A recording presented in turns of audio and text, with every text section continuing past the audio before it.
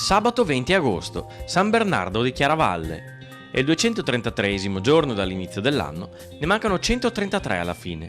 Il sole sorge alle 6:18, tramonta alle 20:09. La luna si leva alle 21:26, tramonta alle 8:30.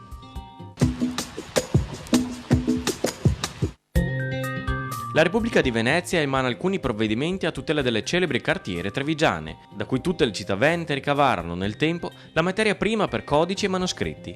La fama goduta da Treviso in questo campo era tale che Pace da Fabriano, inventore della carta di lino, stabilirà la sua dimora sulle rive del Sile.